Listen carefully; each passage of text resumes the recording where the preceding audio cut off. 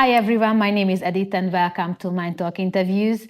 Today's topic is modern AI-driven compliance with a special focus on NIS2 and the challenges it brings across Europe.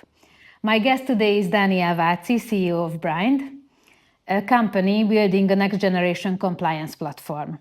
This interview is also a preview of his technical webinar at the Digitalk-tech Summit, where he will dive deeper into the technical details of this topic.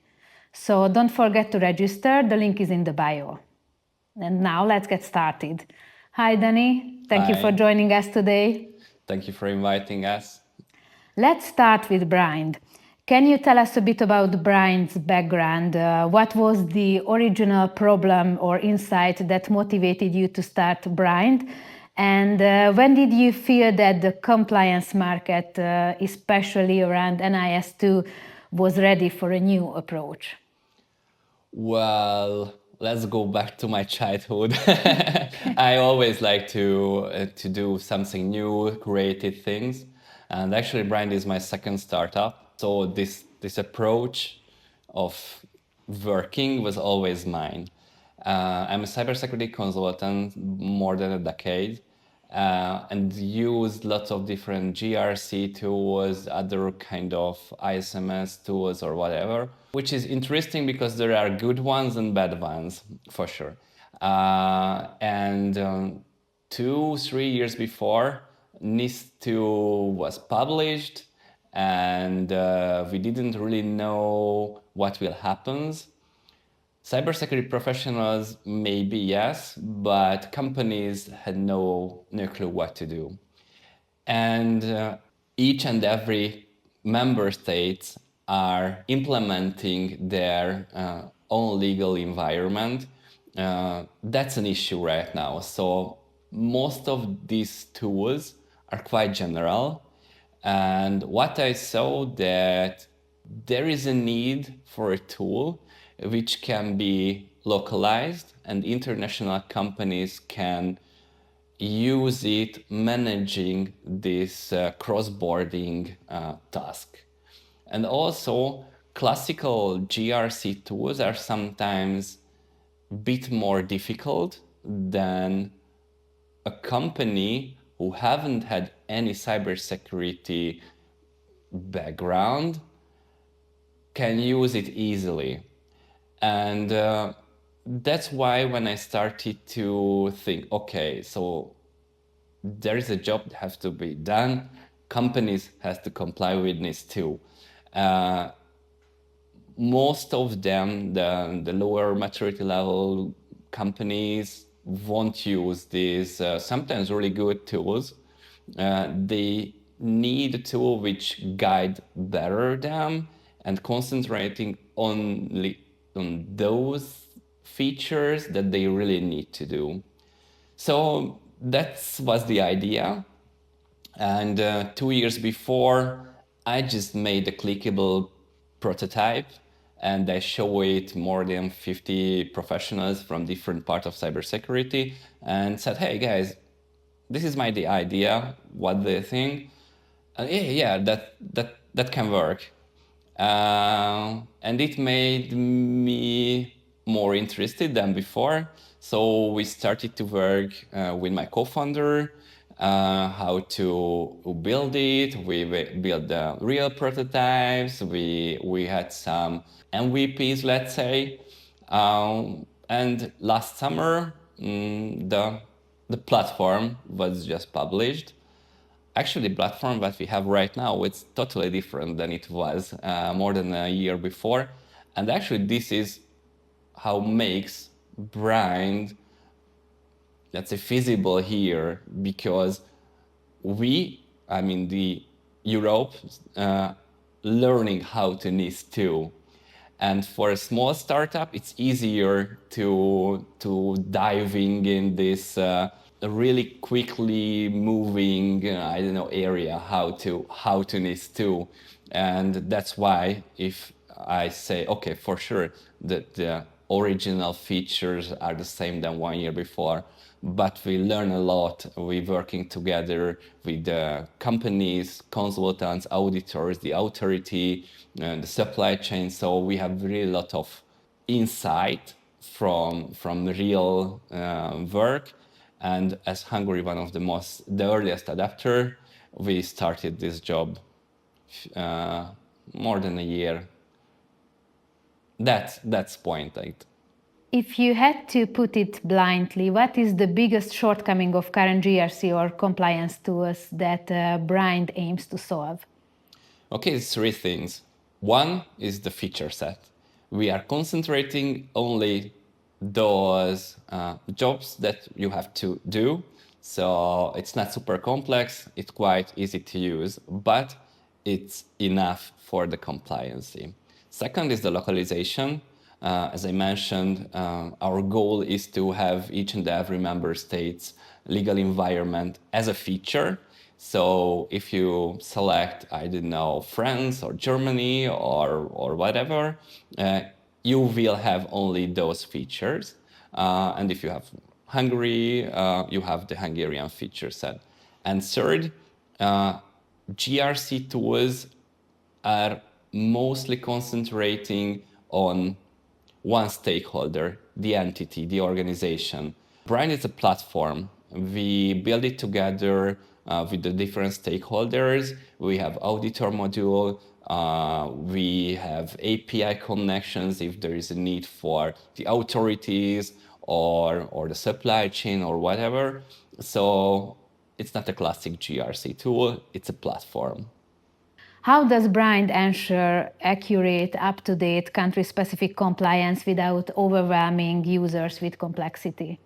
Besides that, I already mentioned, we have volunteers, local heroes, who are helping us to know what are the real needs, what are the real tasks that the different member states are asking for the organizations.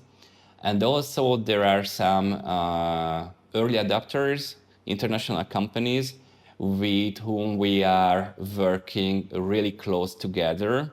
They're professionals in the different member states are making the same that like local heroes, and we are building with the help of them. That help us to overview what, for example, Cyprus do, or who I haven't mentioned, Estonia or Portugal. So that's something which is actually for me is the most interesting point of the whole platform, the whole startup, because I can and I have to work directly, closely with different mindset professionals, and it's just something really cool. Would you describe Brind as a compliance automation tool, an ISMS platform, or a full GRC system? Both and none. Actually, it's a platform which is concentrating on one issue. And yes, there are features which are classical GRC ISM things. And there are features where we are automatizing the different tasks.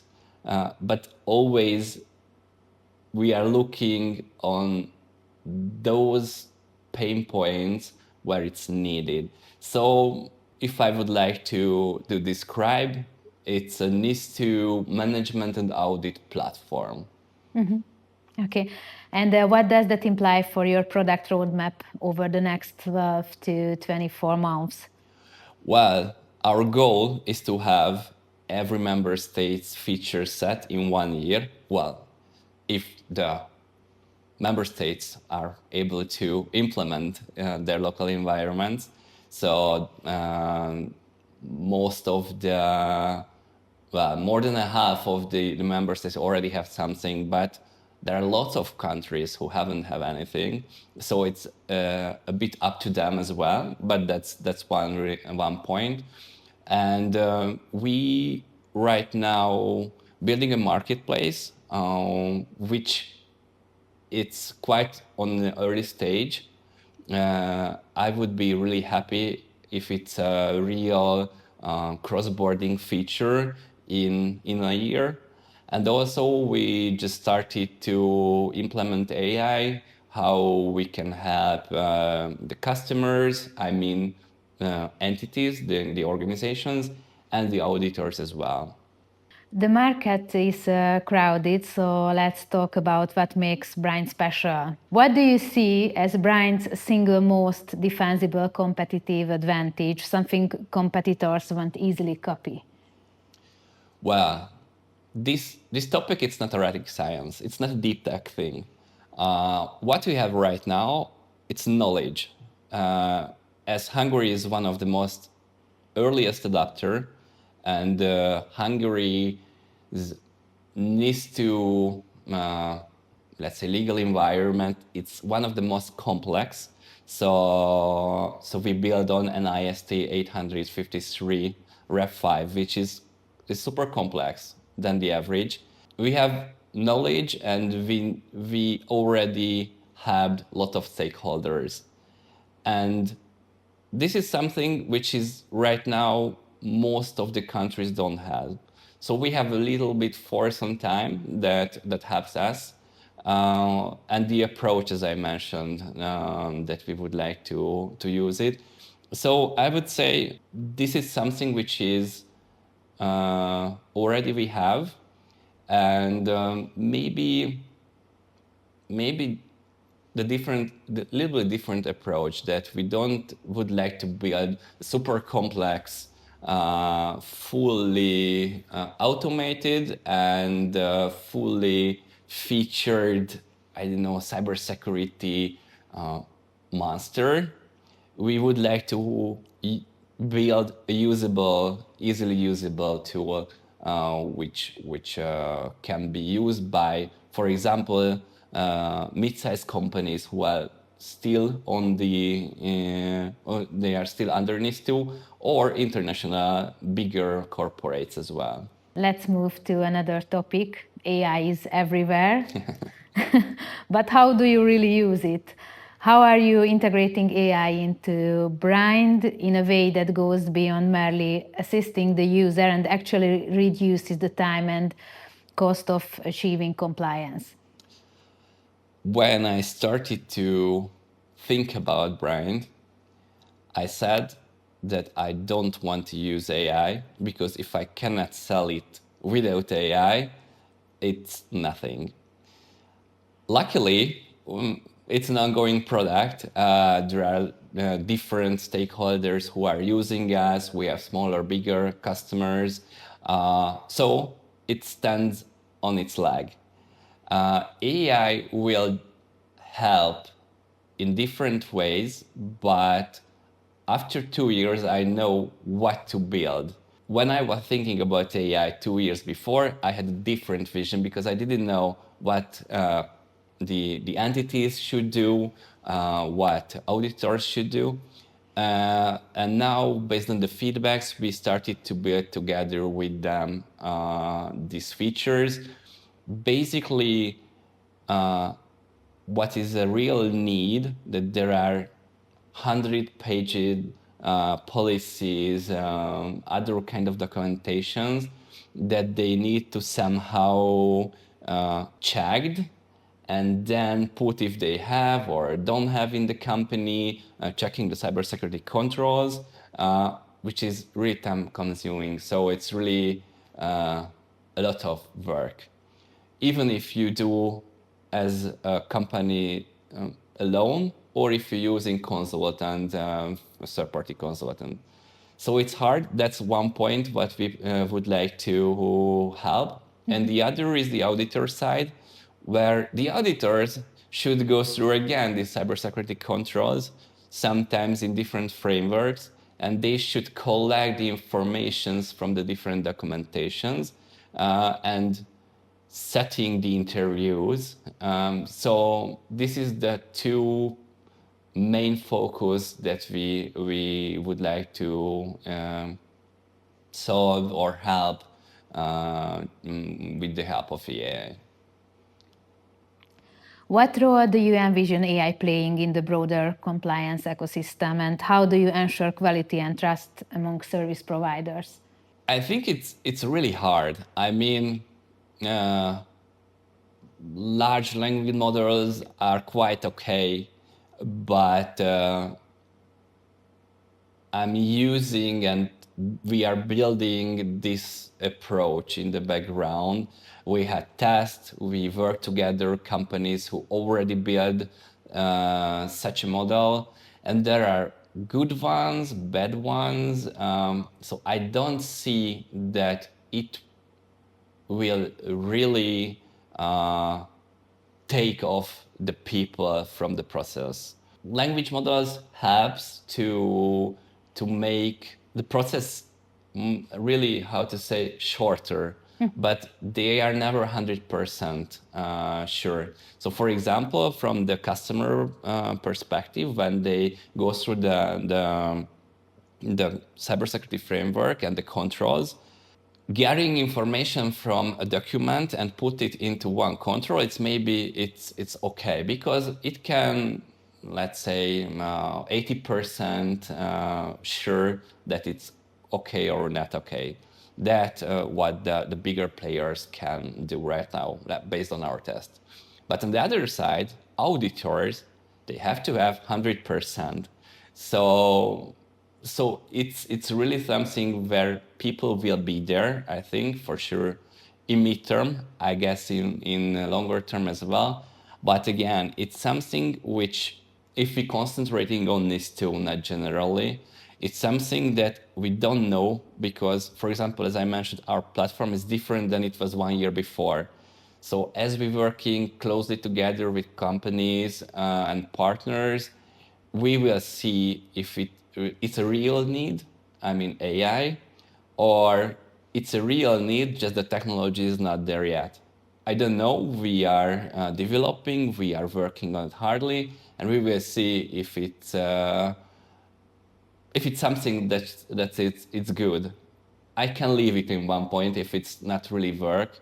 I think it's not the direction of what I see right now. But AI is not magic. We should use it really smartly and use it for that what it can help. As you mentioned, partners and customers, as Brind moves from early adopter customers to larger multi-entity organizations, what have been the biggest product or operational challenges? One is the control set mapping. The different mindset, the different as few companies need to operate with ISO 27K because of the member state or NIS2 CSF-based control frameworks. So this is something which is really hard from the perspective of the platform background. So it's really hard how to map because, for example, ISO 27K, it's much more, let's say, use bigger overview than NIS 853 that what's in Hungary. It's going really deep into them. So when you're mapping this from a global perspective in a dashboard, it's not really easy to them. This is one thing we actively working with a Fortune 500 company. I see a lot of issues, timing, I see cross-boarding, information sharing. There are a lot of issues that we have to solve somehow, and the language itself. I mean, in cross-border cooperations, implement a feature set which guide the local people. It's one thing, but when you talk about 27 countries feature set, this is the biggest issue. I think that actually makes us really interested, and that's why we're building it. Which customer segments are showing the strongest pull right now? SMBs under pressure from NIS2 or larger enterprises seeking efficiency? All of them. Really, I mean, but they have different issues, and it based on the member state, because, for example, in, let's say, Belgium has different timing for different entities. So, for example, essential companies should make everything earlier than the others. So, in their case, the smaller SMBs are not really on the pressure right now.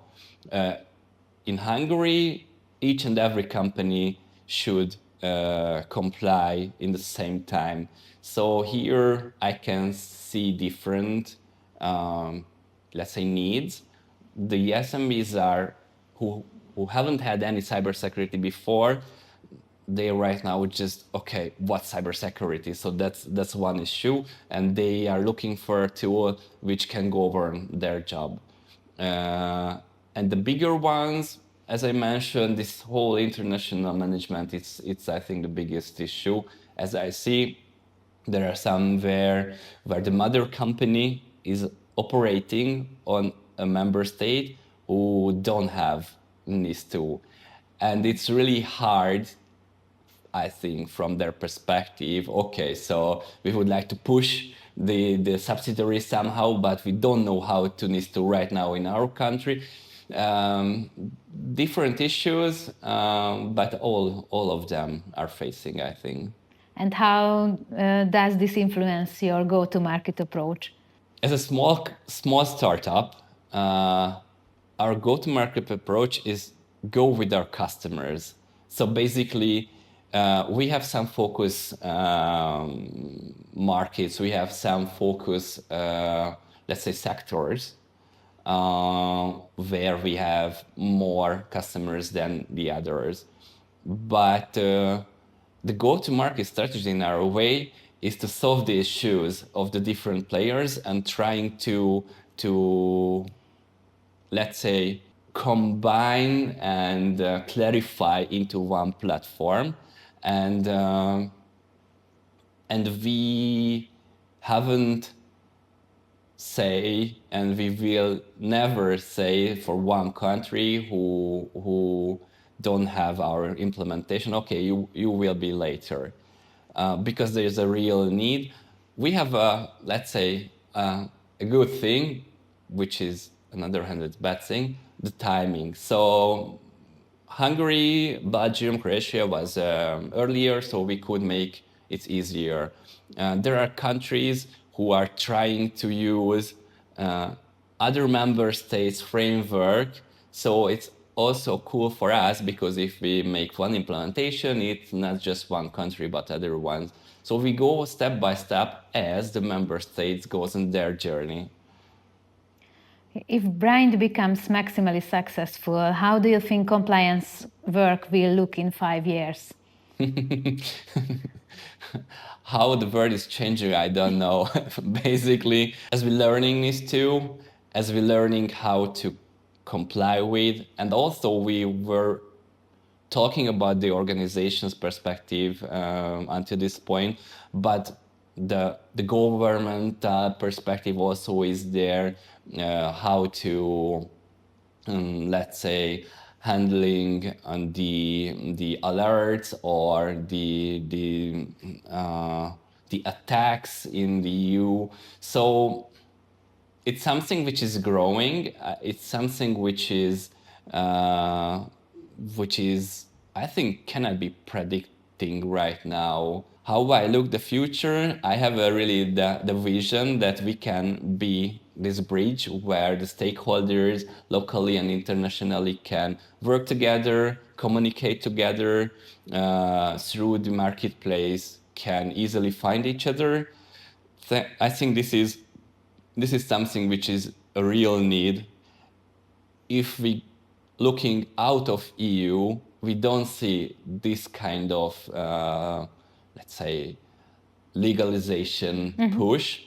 So the companies in the US, in Asia, in whatever what we're talking about, they just go and do what they have to do, making money.